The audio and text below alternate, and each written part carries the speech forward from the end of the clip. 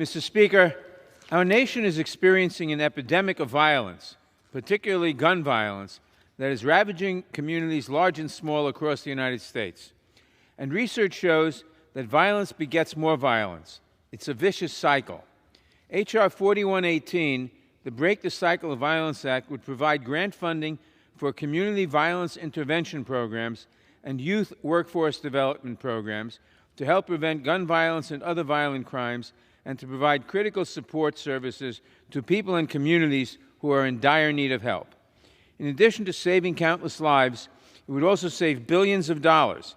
It is estimated that gun violence costs this nation a staggering $280 billion every single year. This legislation would help establish evidence-based community violence intervention, or CVI programs, staffed by specialists with ties to their communities.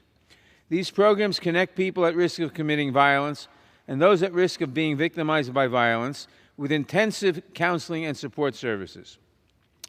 And because we know that access to job training, apprenticeship, and other workforce development programs are effective tools in reducing community violence, the bill would also support workforce development programs for youth in communities that are disproportionately impacted by violence. Experience tells us that these programs work, reducing rates of homicide and other gun violence by as much as 50%. We must invest in these remarkably effective programs so that we can finally break the cycle of violence which has shattered so many communities.